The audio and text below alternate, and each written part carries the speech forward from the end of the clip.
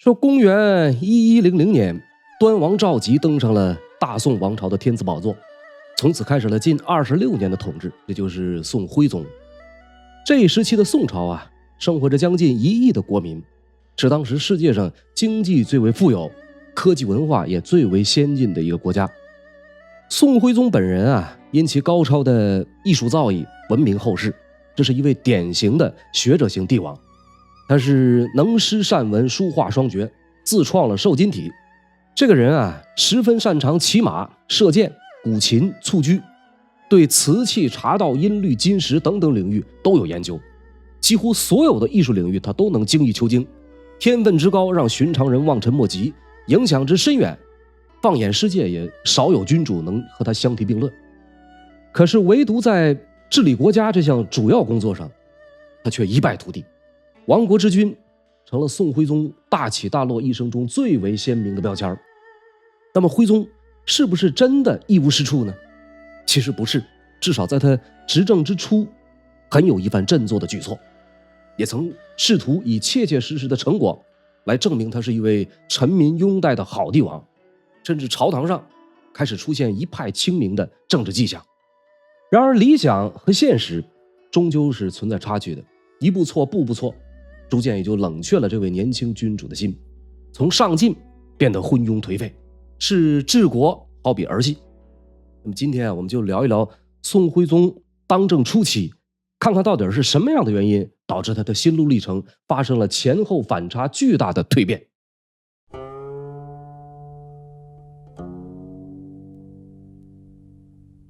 徽宗赵佶的早年啊，是在皇宫里度过的。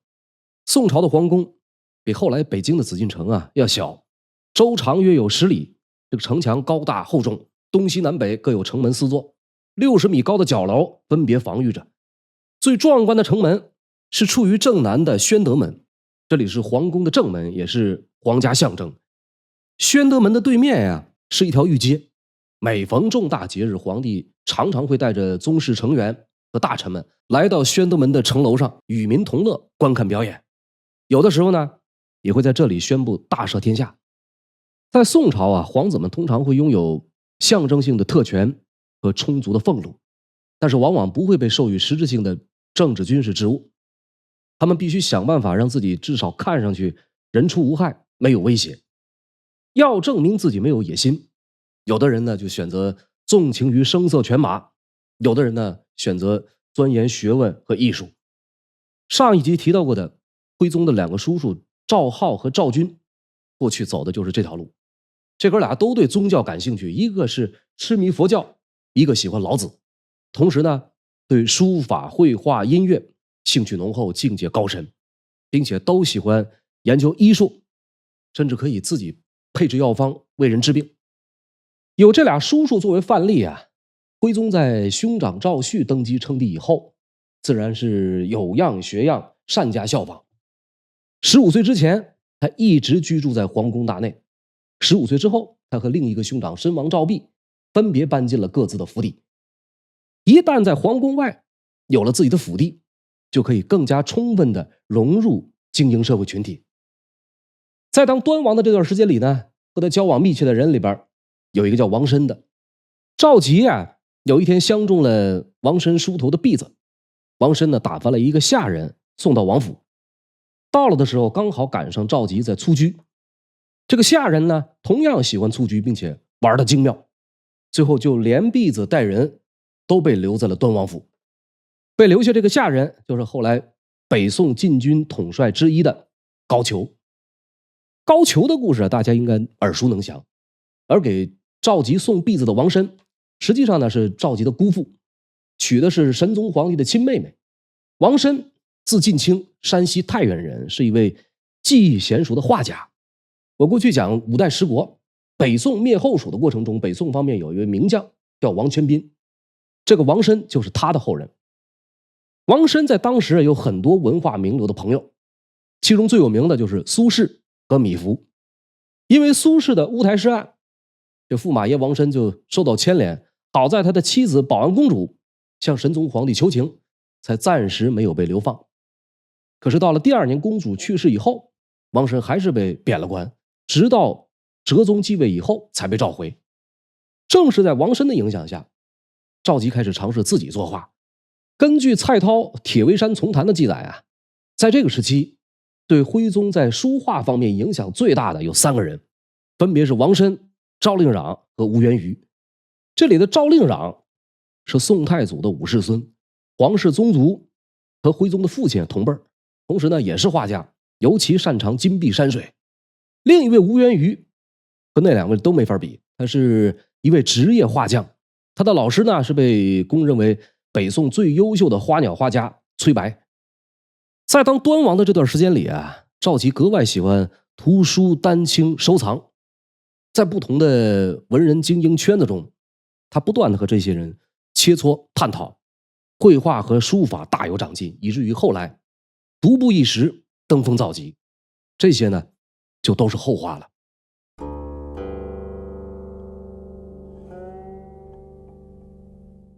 说赵佶啊，终于如愿以偿登上天子之位，刚一上位，他就大刀阔斧整理朝纲。哲宗去世刚刚7天，他就让2府大臣准备了一份有资格担任高级官职的人员名单，其中就包括一些此前被贬的人。根据这份名单，徽宗和2府大臣逐个探讨，他的第一项举措就是果断任用大名府知府韩忠彦为吏部尚书，真定府知府李清晨为礼部尚书，右正言黄履为资政殿大学士。这3个人啊，都是出了名的正直敢言，尤其是韩忠彦。韩忠彦字师溥，相州安阳人，今天河南省安阳市。他的父亲就是历世仁宗、英宗、神宗功勋卓著的3朝宰相韩琦。他的另外一个身份是当时垂帘听政的向太后的外甥。徽宗一朝的韩忠彦啊，应该说是在已经千疮百孔北宋王朝中可堪重用的人物之一。这些人的重新启用，让当时的朝野内外大为称颂。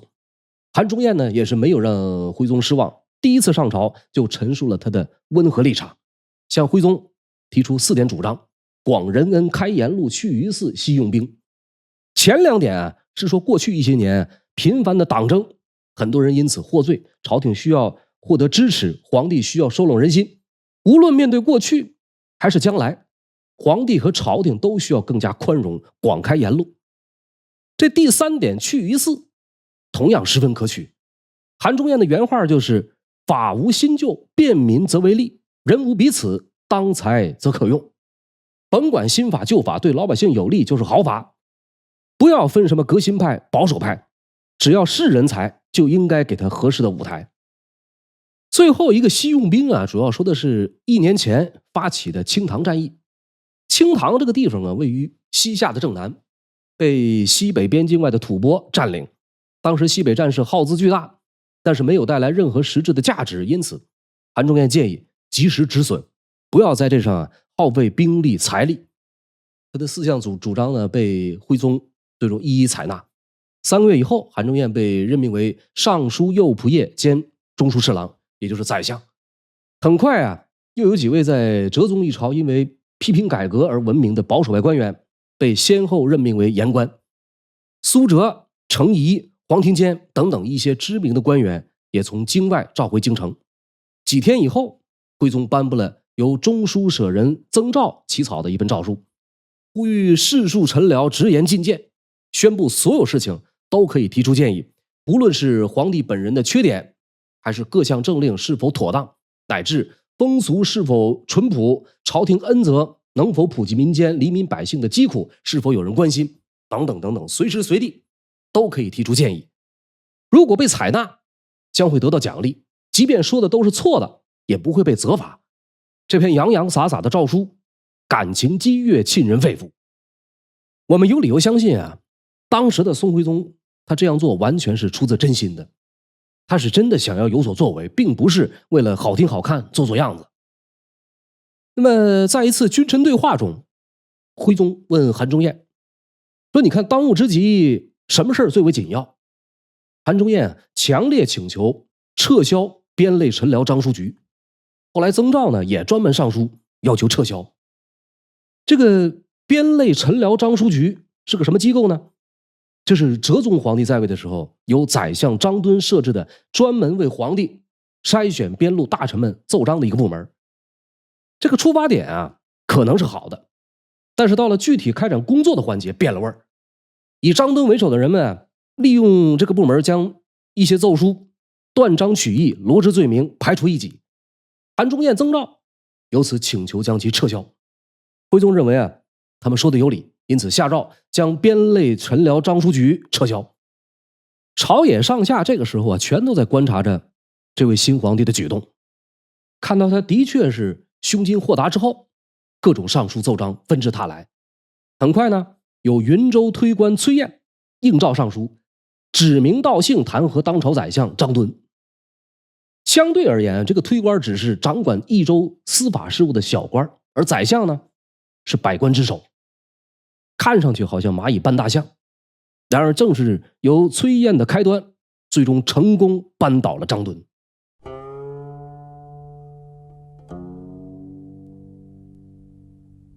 哲宗元佑年间啊，以司马光为代表的旧党上台，被世人称作元佑党人。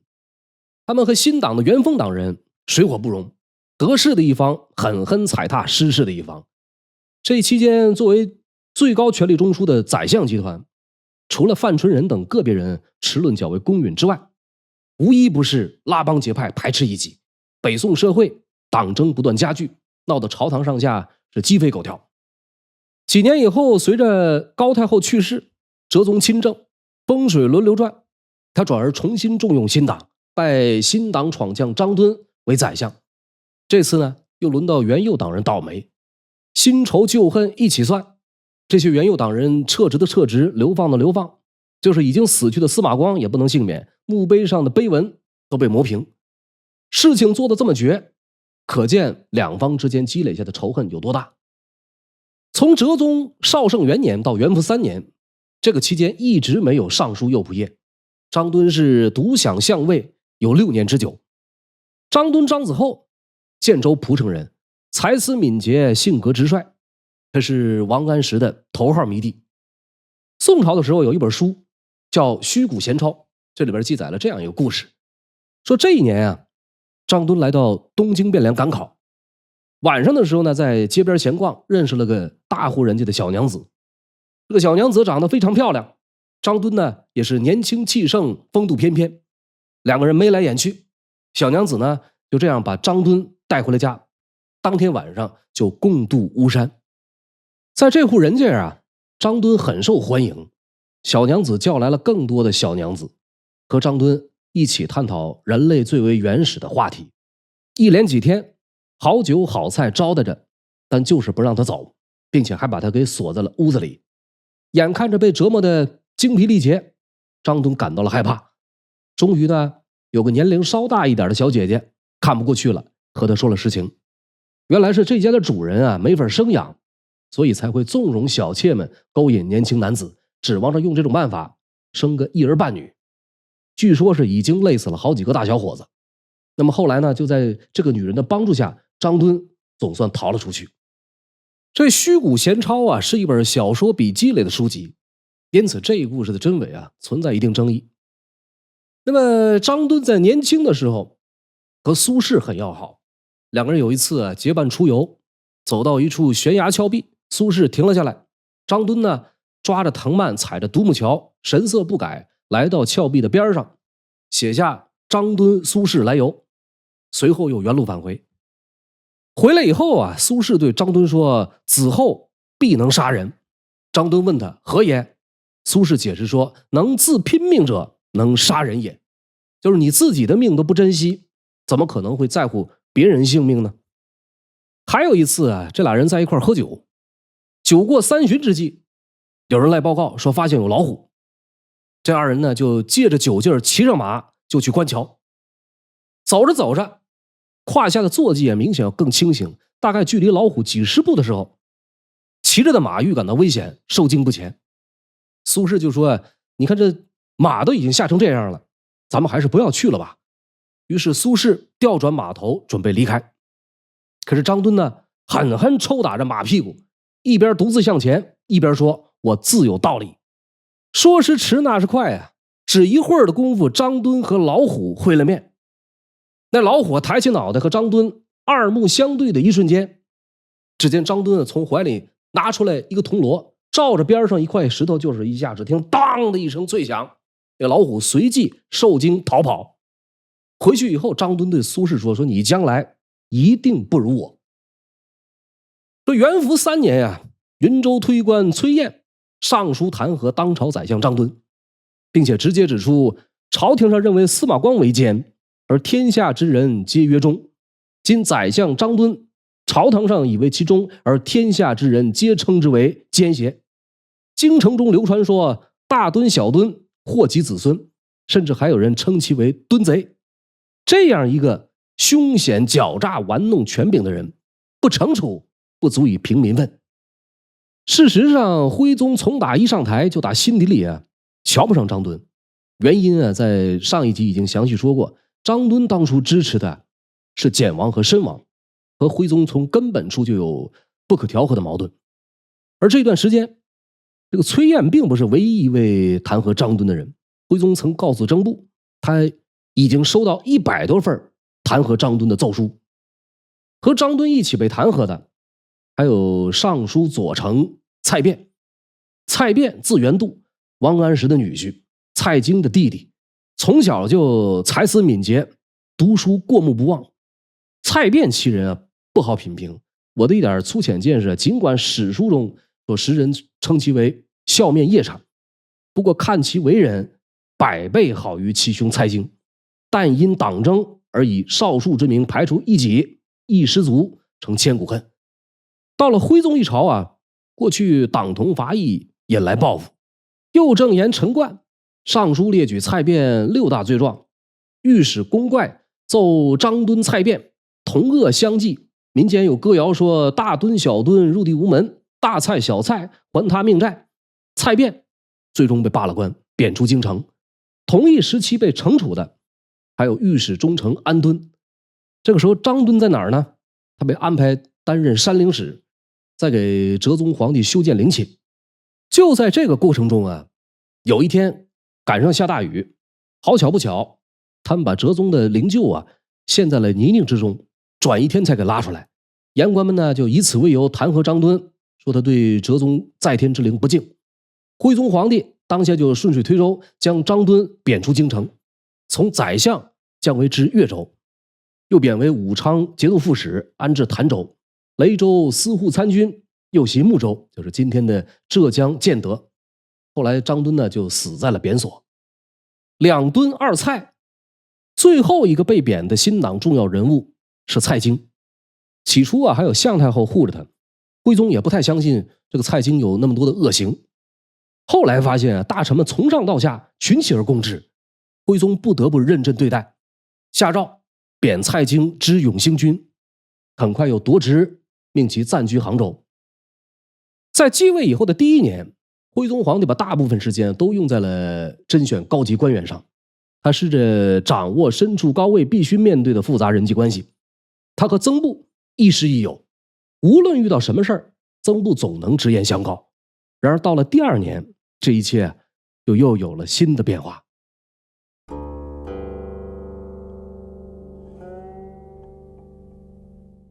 登基以后的第2年，徽宗开始面临更多的挑战，履行更多的职责。在中枢机构，他保留了相对温和的韩忠彦和曾布。韩忠彦是左仆射，曾布是右仆射。曾布个子矮小瘦弱，韩忠彦身材高挑伟岸，这么俩人并列朝堂之上。当时的人们呢称其为龟鹤宰相。龟鹤宰相是新旧2党势力的象征，也是宋徽宗亲政初年政治格局的象征。尽管分属不同派系，但是这2个人都曾向徽宗建议避开党争，采纳最佳的方法。正是出于这方面的考虑，徽宗将他的第1个年号定为建中靖国。他在执政初期最大的一个表现就是听人劝。我们都知道唐太宗是历史上从谏如流的模范皇帝。其实宋徽宗在继位之后很多年，在纳谏这方面丝毫不比唐太宗逊色。有这么一次，百忙之中啊，徽宗给自己放了个小假，在宫中放起了风筝。没想到这风筝啊，落在了附近百姓的家里。这个曾布呢，就找到皇帝奏明此事。徽宗连连否认。曾布呢，就心平气和地说：“您现在啊是春秋方壮，偶尔放松一下也未尝不可。只怕有了差错，却不肯承认。这样的话，不仅会败坏风气，而且还有损圣德。”徽宗呢，知道自己理亏，最后呢，只好承认。我们都知道，宋徽宗在画花鸟方面堪称一绝。其实从打当藩王的时候开始，他就有驯养珍禽异兽的这么一个爱好。登上皇帝宝座以后，更是乐此不疲，在皇宫里面养了很多珍稀的鸟雀。有一位叫江公望的谏官，听说了以后就建议他不要再养，长此以往啊会耽误国事。这些鸟雀呢，整天在皇宫大内里边吱哇乱叫，也不吉利。徽宗认为他说的很有道理，当天就命人将所有鸟雀悉数放飞。主管营膳呢，有一个叫萧福的大臣对徽宗说：“人主啊，应该察纳忠言，摒弃花言巧语。”徽宗认为他有正臣之风，将其提拔为监察御史。地方上有个叫毛柱的县令，因为清正廉洁而被徽宗亲自召见，不久就提拔他当殿中侍御史。右正言陈和啊，直言进谏，因为情绪比较激动，不小心拽掉了徽宗的衣袖。徽宗说：“正言，你且慢着点啊，朕的衣服都被你扯坏了。”依照古代的历法啊，这可就有点大不敬了，搞不好要被治罪甚至杀头。但是陈和全然不顾，说：“陛下不惜碎衣，臣又岂惜碎手以报陛下。”一句话说的徽宗皇帝为之动容，勉励他说：“卿能如此，朕还有何忧？”这言官们上书言事是方方面面，有的涉及人事上的安排，有的涉及规章制度的厘定。只要是切实可行的，于国于民有利的，徽宗总能从善如流，从不拒人于千里之外。一时间，这位新皇帝啊，就像是一位善于闪转腾挪的武林高手，左右逢源，恩威并施，将新旧两派都压制的老老实实。这也是从他老爸神宗以来，朝中第一次出现两派大联合的和谐局面。放眼未来，大宋王朝再次奋进腾飞的日子似乎也不远了。民间老百姓也特别喜爱传播朝政见闻，生活在汴梁城的市民们啊，极力捕捉从朝廷中流出来的消息，结合大家的分析判断，最终人们一致认定徽宗是个好皇帝，有手腕，够男人。只要社会安定，人心团结，君臣百姓上下拧成一股劲儿，这大宋帝国的 GDP 还会再上一层楼，民众的幸福指数也还会芝麻开花节节高。不仅老百姓这么认为，这个时候的宋徽宗也是信心十足，踌躇满志。在他看来，打击了徽宗一朝的元老重臣，又启用了一批保守派的官员，朝中有曾布和韩忠彦两个党派的代表人物相互牵制，他大可以稳坐钓鱼台。这个10年8年以后，他必定名垂青史，和汉武帝唐太宗一样，成为一位被后世津津乐道的明君。理想很丰满，现实很骨感，很快这一看似平衡的局面就不攻自破了。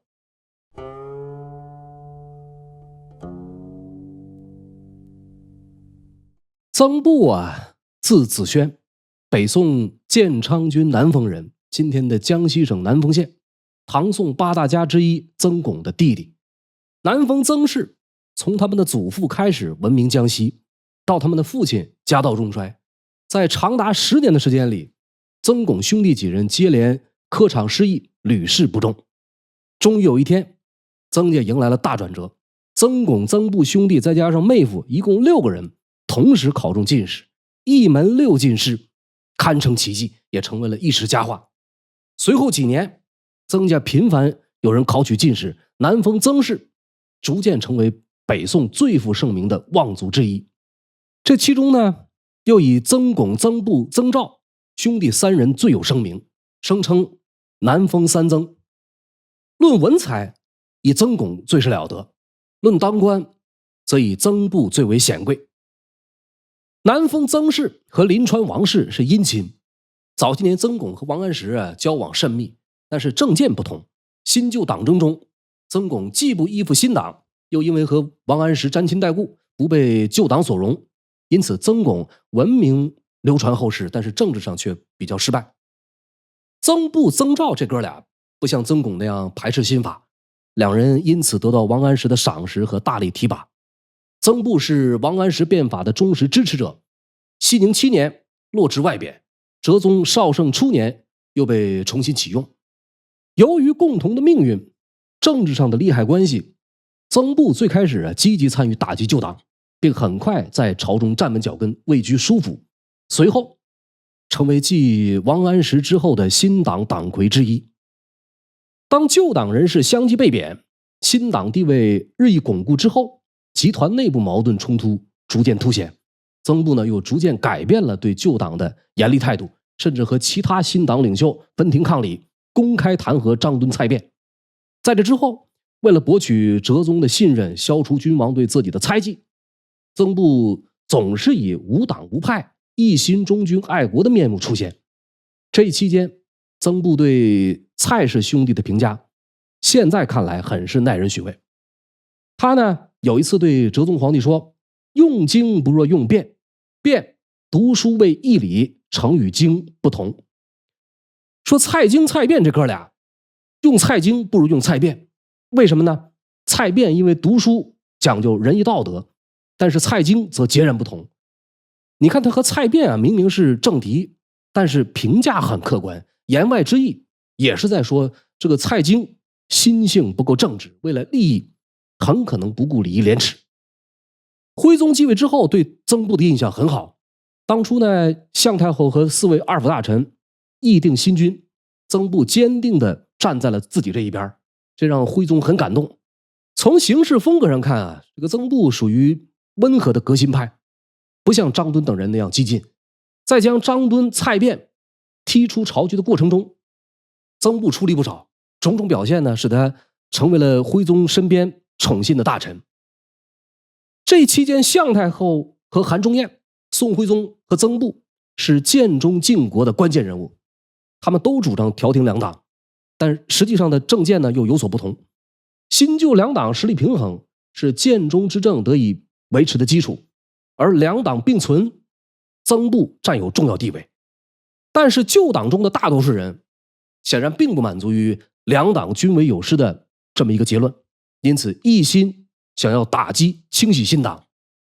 向皇帝强烈建议重新启用旧党的曾布就这样成为了他们的目标。他们联起手来，一起在徽宗面前告状，肆意诋毁曾布，必欲除之而后快。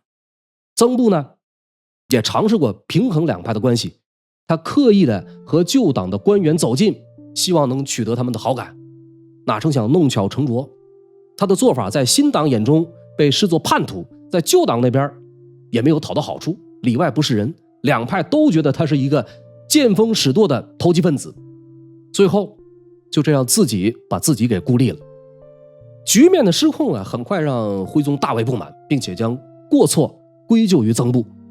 此时的曾布已经处于一个非常尴尬的处境，他本人的政治地位岌岌可危，皇帝开始倾向新党，调停两党成了泡影，朝堂上党争成了党祸，建中之政即将失败。建中靖国元年的11月，宋廷下诏改次年为崇宁元年。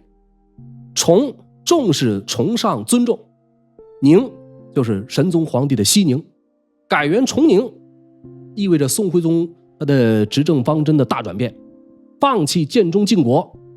曾布心有不甘，却又无可奈何。而崇宁政局的出现，则是得益于另一个新党人士，他就是历史上5度拜相，以玩弄权术著称6贼之首的蔡京。